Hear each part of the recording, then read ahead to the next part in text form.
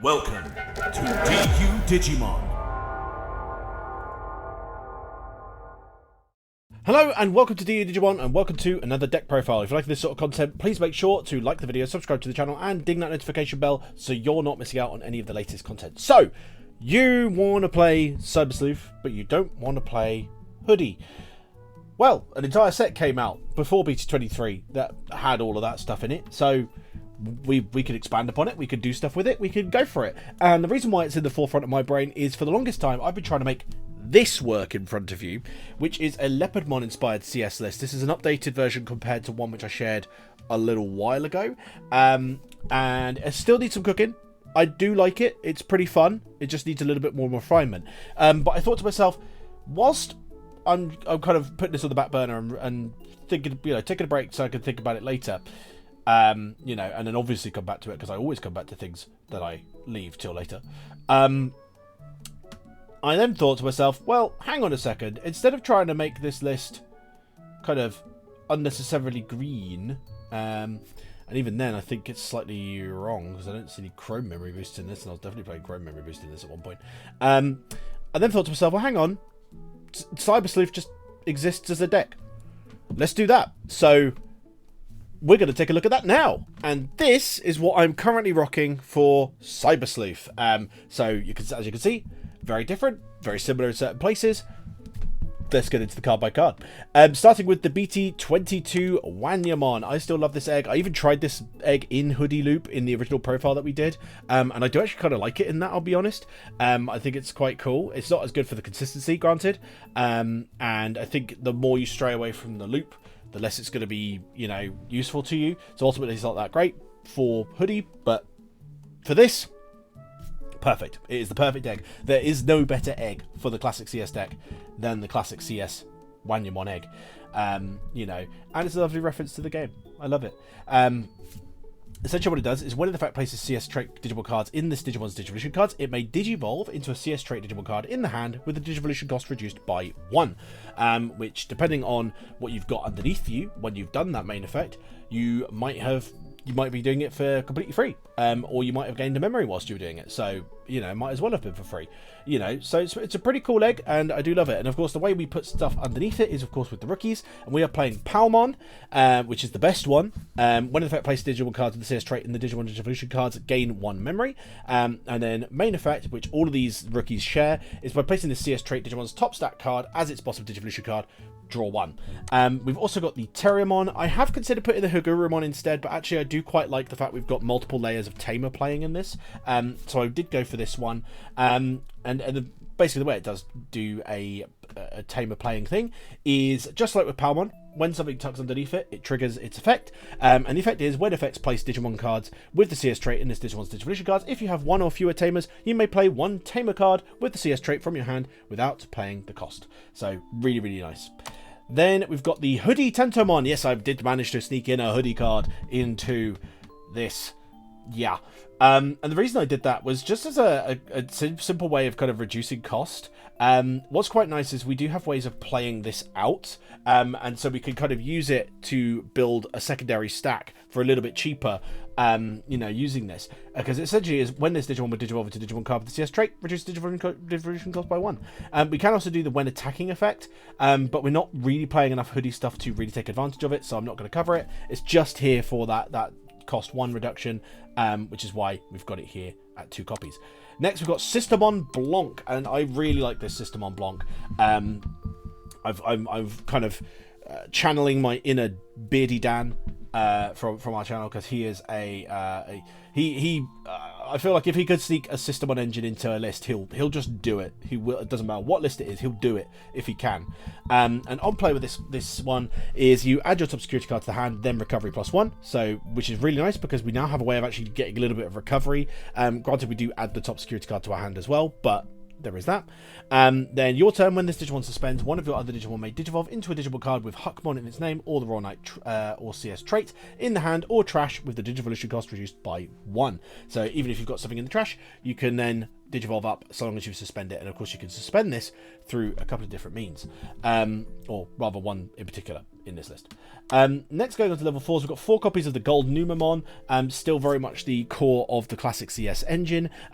This one, on play when Digivolving, is give one of your opponent's Digimon security attack -2 until their turn ends. Then if this Digimon stack has 2 or more same level cards, this Digimon may Digivolve into Platinum Numemon in the hand for a Digivolution cost of 4, ignoring Digivolution requirements. Now, we're not going to do that second part of the effect because we don't play Platinum Numemon, but the security attack -2 is very nice, and the your turn effect of when this Digimon would Digivolve into Digimon card with the CS trait reduce the Digivolution cost by 1. So you tuck this underneath, and all of a sudden your Wanyamon plus this is going to mean your next Digivolution is going to cost you nothing.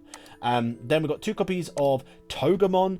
One of your Digimon gets 3000 DP for the turn. Then if this Digimon stack has 2 or more same level cards, this Digimon gains Raid and Piercing for the turn, which can be pretty handy. Of these ones here, I have considered possibly taking this one out for the Angemon, just so we've got a bit more of like a draw. But I do really like this for that Raid and Piercing and the 2000 DP. And the Piercing especially does come up, you know, so very, very nice. And we've got 2 copies of the Gargomon. This is just another Tamer player. If you have one of your Tamers, you may play one Tamer card with the CS trait from your hand without paying the cost, and has an all turns effect to give 1000 DP to you on all turns. And then we've got the Guardromon, which is a secret MVP, because of the fact it's got D-Digivolve. When Digivolving, on play, one of your opponent's Digimon gets -3000 DP for the turn. Then if this Digimon stack has 2 or more same level cards, D-Digivolve one of your opponent's Digimon, and an opponent's turn effect to give 2000 DP on the opponent's turn. Then we've got our level 5s. We've got 3 copies of Chirinmon. When effects trash this card from the security stack, one of your opponent's Digimon gets -8000 DP for the turn. Doesn't come up a lot, but it can. When Digivolving, by trashing your top security card, this Digimon may Digivolve into a Digimon card with Terriermon or Metamamon in its name, or the CS trait in the hand, with the Digivolution cost reduced by 2.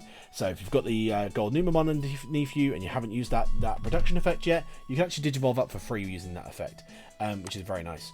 Then we've got 3 copies of the Etemon from BT23. It has Alliance, and this is where we're triggering our Sistermon Blanc. We use the Alliance, Sistermon Blanc gets suspended, and then uses its your turn effect. And we play out the Sistermon Blanc thanks to this guy as well. Main effect, by paying 1 cost, you may play 1 cost 3 or lower card with Tumon, Sukamon in its name, or the CS trait from your hand, or without paying the cost. Then one of your level 3 or higher Digimon gains Reboot and Blocker until your opponent's turn ends, and of course it stipulates level 3 or higher to stop shenanigans with Mother Reaper. It also has Alliance as the inheritable, which is very nice. Then our last one is 2 copies of Gargomon from BT23. Has the blocker. On play when Digivolving, if you have a Tamer with the CS trait, give one of your opponent's Digimon start of your main phase. This Digimon attacks until their turn ends, which works very nicely, in particular with one of our level 6s. And then it also has an all turns effect. When attack targets change, D-Digivolve one of your opponent's Digimon. So really, really cool. Then going into our level 6s, we're still retaining the Leopardmon Ace from that original kind of Leopardmon based build. On play when Digivolving, you may play 1 5000 DP or lower Digimon card from your hand without paying the cost. Then all of your level 3 or higher Digimon gain blocker until your opponent's turn ends. Also effect, when any of your Digimon would leave the battle area, gain 2 memory. So you can taunt them in with Gargomon, go up into this, you play out something, that blocks, you Digivolve them, and if it dies, you gain 2 memory as well, which is really cool. Then we've got 3 copies of Alphamon from BT22. Has Reboot and Blocker. On play when Digivolving, and when attacking, one of your opponent's Digimon gets -5000 DP for the turn. So you're potentially using this up to 3 times in one turn, because it's not only a once per turn effect, but we do unsuspend with our next effect, which is the all turns effect. When this Digimon suspends, if Kyoko Kuremi is in this Digimon's Digivolution cards, or if this Digimon stack has 2 or more same level cards, it gets +3000 DP until your opponent's turn ends. Then this Digimon unsuspends. So you could trigger that -5k 3 times, -15k on something. Really, really nice. On top of that, it doesn't stipulate how it suspends, so you could be attacking in, you could be blocking, you could have been an alliance target. Doesn't matter. This suspends, it will unsuspend again and gain that DP, which is very, very cool.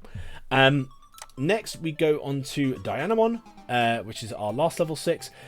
2 copies of this, Ice Clad and Blocker. When Digivolving, if this Digimon's stack has 2 or more same level cards, trash any 4 Digivolution cards from your opponent's Digimon, then return one of your opponent's Digimon with 1 or fewer Digivolution cards to the bottom of the deck. And end of your turn, one of your Digimon may unsuspend, and it also has that as an inheritable, which is very nice. Underneath are 1 copy of Examon. I am having got 1 copy of it. I do want to go to 2, and actually, a little spoiler, I suppose, we are going to take a look at a list after this one as well, just as a quick what I'm thinking of moving on to with this list. But the Examon is so good, man. Piercing, Security Tap +1, Partition level 5 and level 5 green, level 5 blue. Unfortunately, we're not going to be doing that because we don't have those, but it doesn't matter really. On play, when Digivolving, suspend 5 of your opponent's Digimon or Tamers. None of your opponent's Digimon can unsuspend in their next unsuspend phase. Then this Digimon may attack. Then your turn effect, when your opponent's security stack is removed from, trash one of their option cards in the battle area, then delete one of their suspended Digimon or Tamers. So my general advice with this card, because it only stops Digimon from unsuspending in the unsuspend phase, is you probably want to delete Tamers with that secondary effect, just to kind of go off. But yeah, this guy could get put into massive damage, unsuspending with the Dianamon as well, so that potentially you could have it be a blocker, you know, and reboot with the Etemon as well. The piercing, the security tap +1, alliance underneath it becomes a triple breaker. Really, really good. I freaking love this card, and definitely will be bumping up to 2, and we'll see how I'm doing that in a moment. But first, we've got to finish this list. Onto the Tamers. We've got 2 copies of Mirei Mikagura, or Mirei? No, Mirei. Someone told me off for this. It's not Mirei. I'm pretty sure it's Mirei. Yeah, because the new puppet one from Liberator is Mirei, because it's purple lady, hair, glasses lady. She's not purple, her hair's purple. That sentence didn't come across right. Anyways, yeah. Start of your main phase. By returning this Tamer to the bottom of the deck, you may play 1 play cost 4 or lower Mirei Mikagura, or play cost 4 or higher Tamer card with the CS trait from your hand without paying the cost. On play, by trashing 1 card with a Holy Beast, Angel, Archangel, Fallen Angel, or CS trait from your hand, draw 2. So, very nice for our consistency. Speaking of consistency, we'll skip on to him. We've got Yuugo, Kamishiro. On play, reveal the top 3 cards of your deck. Add 1 card with a CS trait among them to the hand. Return the rest to the bottom of the deck. In your turn, when any of your Digimon or Tamers with the CS trait will be played, by returning this Tamer to the bottom of the deck, reduce the play cost by 2, which is very nice. Then we've got 2 copies of Kyoko Kuremi. I think ideally you'd probably have 3 copies of this. I only have 2, and I'm not really looking to buy a 3rd copy because I find 2 usually does the business because we've got enough kind of consistency.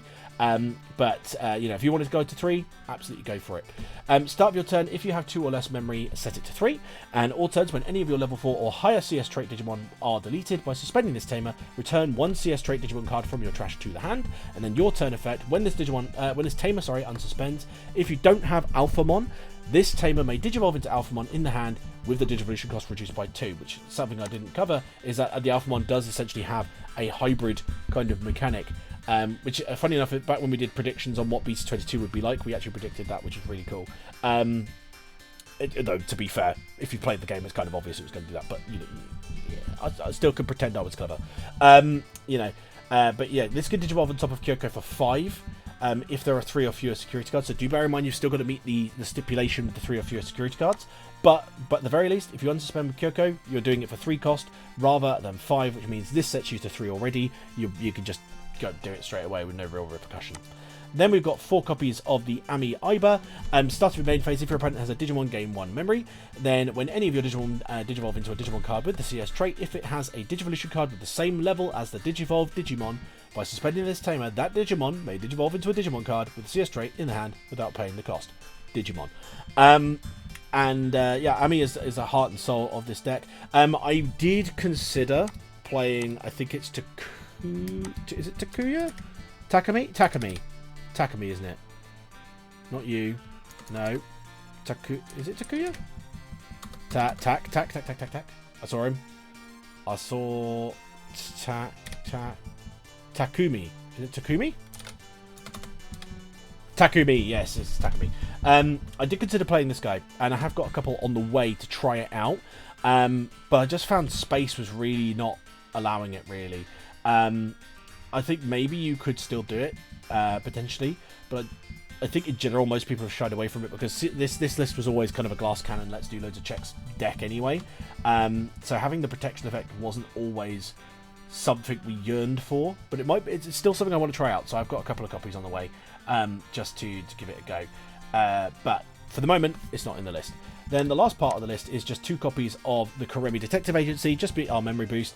Reveals top 3, adds a CS trait card, delay, gain 2 memory. So that is the list as I'm currently playing it. Let's now move on to what I'm thinking about moving on to. And that is this. So leaning a little bit more into some of the strategies. Obviously, most of the ratios are completely the same, but with a couple of key differences. So I've added in 1 additional Sistermon Blanc, which I'll need to try and get my hands on. And I've taken out the Tentomons. Just to facilitate more of the Sistermon Blanc. Ideally, I'd probably go up to 4, but I wanted to try to fit in an extra Examon, so we've got 2 of the Examon. But I also got rid of the Leopardmon and put in Jesmon, because Jesmon plays out those Sistermons as well, so an additional way of playing her out. Has the Alliance as well, so I can trigger it, which then means you could Digivolve up onto Examon, which would be crazy. With the Etemon underneath you to give Alliance inheritable as well, that's another check, so that makes it a quadruple breaker instead of a triple breaker, which is really nice. In theory, that's really nice. I think I do want to try and get the Sistermon Block up to 4 copies, so I may need to look at getting a couple more copies of her as well. Because I think I've only got 2. I've got 2 in my box, I think. Or I might see if one of the guys has got copies spare. But yeah, this is what I'm thinking of going on towards, because I love the Examon and I want to see it more often. I love it. You could potentially bump the Alphamon maybe down to 2 rather than 3, as I've got in here, to then have the Sistermon Blanc at 4. I feel like it might be a little less consistent to do it that way, but at the same time, this deck does churn through cards so much. You know, once it gets rolling, you know, we're drawing as part of this. We're doing searches with this, doing searches with this. We are doing multiple Digivolutions, so we're drawing a lot from there. We add stuff from our security with the Sistermon Blanc, so we've got so many different consistency tools. I wouldn't be too worried about it. So I'm potentially thinking, even now, after kind of looking at this list, of putting the Sistermon Blanc up to 4 and putting Alpha down to 2, just to kind of facilitate that more. But let me know what you guys think, and if you guys are playing the CS deck and how you guys are playing it, because the thing is, as we discussed in our top 10 toolboxes video, the CS toolbox is huge. It's so much stuff to it. It's a really big, diverse pool of just cards everywhere up the wazoo, with loads of different strategies available to it and lots of different ways to play it. I know some people on that video even commented kind of other ways they're doing it. So like some were doing like a CS bugs list. Obviously I've experienced with it with CS Leopardmon. There's loads of different ways to play a CS engine. You know, you just have to like fine tune it so that you're playing the more generic elements of the CS stuff. But as for the true CS stuff, you could literally surprise your opponent so much by playing anything you want. You could put Diaboromon in this, you could put Gaiomon in this, you could put some more of the other Royal Knights in it, you could put Omnimon in this. There's so many ways to play it, so it's really, really fun, and ultimately a lot more fun to me than Hoodie. Is it better than Hoodie? No, probably not, but it's a lot more fun for me. Yeah, that will conclude this video, guys. I hope you guys liked it. Like, subscribe, ding that notification bell, and we'll see you again on the next video. But until then, keep it digital.